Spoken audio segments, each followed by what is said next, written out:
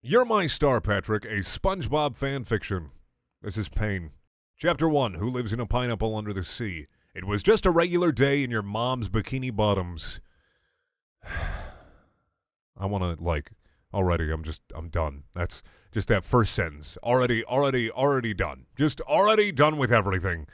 Like, legit, she has something permanent going on down there. It's like tiny people are living in her crotch. What the fuck? You grind your teeth together and try not to think about that again. Holy shit, damn. God.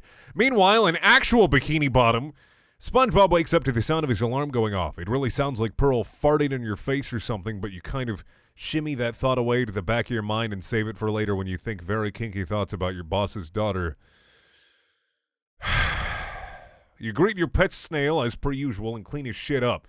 Are you SpongeBob now? Is that what SpongeBob is? Are you? Because it says SpongeBob. He's third person, but now it's first person. You really can't fucking decide, can you?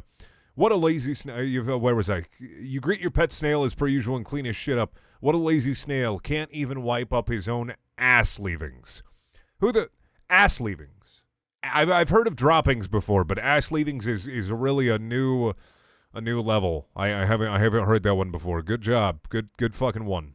After you're done with that slut, you feed yourself and get ready for work. You leave to visit your old pal Squidward first. The bitch is asleep again, so you kindly go up to his room and wake him up by screaming. He seems to appreciate it. He kicks you out of his window and you're glad you expected it, so you have time to pick out all those glass shards. What a nice man. Then you knock on Patrick's rock and find he's stoned as fuck again. Dude's so high and fresh on life. Hell yeah. Patrick grins at you and invites you in. You decline. Sorry, Patrick. Gotta go to work. Is it a dolphin noise? Is that good? Does that sound like a dolphin noise on my microphone, or does it sound like a shitty squirrel? Let me try that again.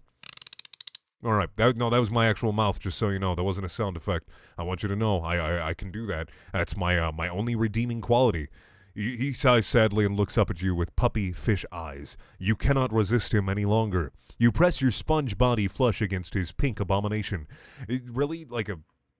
Are you calling his body an abomination or his dick? I just need to know. These are facts I gotta know. And kiss him right on his thin, animated lips. God damn, it feels good. You've wanted him for so long, and now you can't get enough.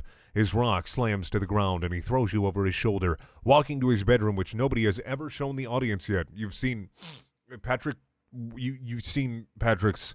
We've seen Patrick's bedroom, dipshit. Who wants a Krabby Patty at 3 in the morning? Oh boy, 3 a.m. And there's his fucking bedroom. His furniture's all sand. Even I fucking know that, and I'm not a goddamn SpongeBob aficionado. Sure, I've watched a couple episodes, but I'm not some kind of recreational SpongeBob master. I'm not a fucking cartoon reviewer here. He throws you onto his sand bed and planks on top of you awkwardly. Your sponge is hardening. You're ready. You're ready to please Patrick. Let's get to the fucking next chapter here. Chapter 2. Oh no, Mr. Krabs. Oh yeah, Mr. Krabs? Oh no, Mr. Krabs. Patrick lays there with you for a couple minutes, a large, heavily rolled seaweed joint sticking out of his swollen, sexy cartoon lips. Hey, Pat. You begin circling your index finger around his chubby pink suction cup stomach. Yeah, SpongeBob? Why do you always want to have sexual intercourse when you're high? You pause the movement of your finger and glance up at him curiously. Patrick does not look happy.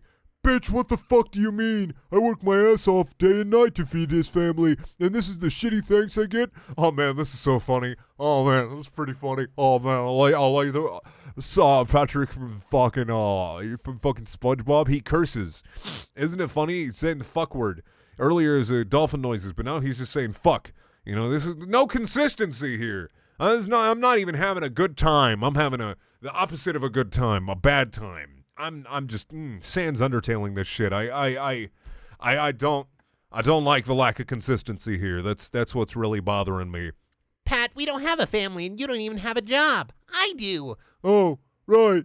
The silence that fills the room makes you feel sick, but thankfully it doesn't last too long, though you would have preferred if it had been broken by someone else. Arg, SpongeBob, me boy, where be ya? Your large eyes widen and you clasp a hand over your own mouth as your stomach lurches. You forgot to go to work. Not going to work means large punishment. Not going to work means no money. Money means Mr. Krabs. You fumble around and fall off the bed, crawling over to where your clothes had gotten discarded in the heated mess you were just involved in. Right as you're fixing your tie, your tie, the rock lifts up and you meet eyes with a very, very unimpressed boss. Mr. Krabs narrows his eyes and slips into the room, allowing the rock to slam above them. He's about to open his mouth to say something when his eyes shift and meets the hot image of Patrick laying flawless and naked on the bed. SpongeBob's eyes lower as he notices a large lump forming in Mr. Krabs' pants. Punishment just got sweeter. Let's get to the next chapter, chapter 3. Cock block crabs. What? This fucking what? I'm gonna read this the least enthusiastic way I possibly can. SpongeBob, why you do this? Yell Mr. Krabs in agony cause SpongeBob so chosice booty as fuck. Krabs do not understand. The sponge looked up at Mr. Krabs v hotly because he is the cutest thing in the sea obs. Mr. Krabs get hard. Spuggen, please, not at work. I'm busy counting me money.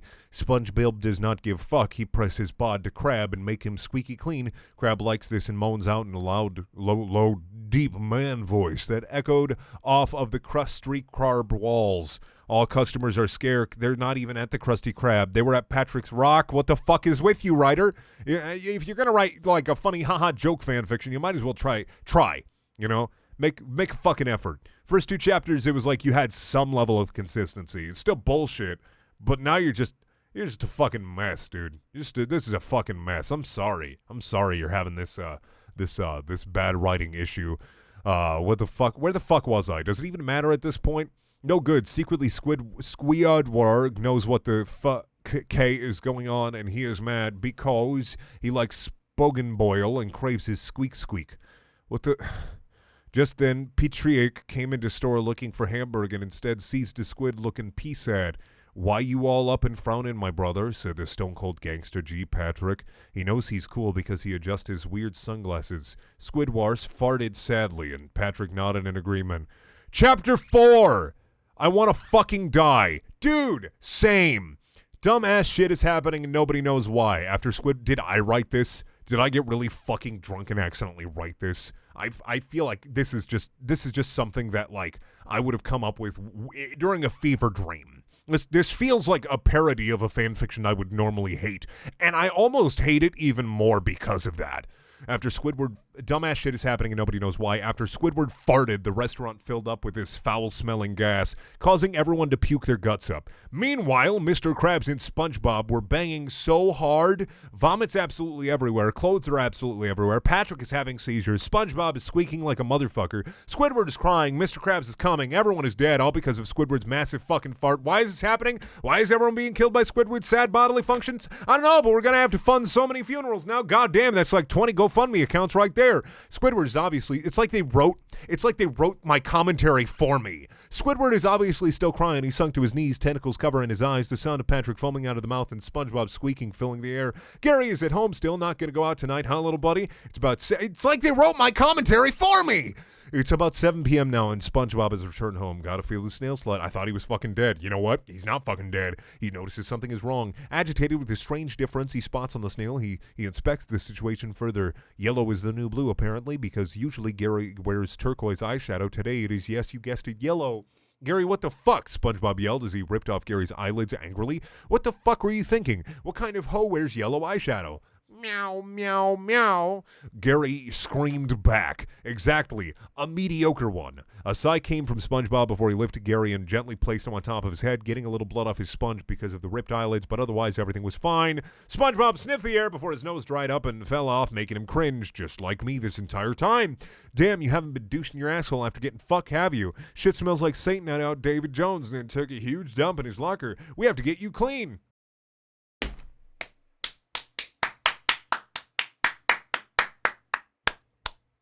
Here's my fucking review.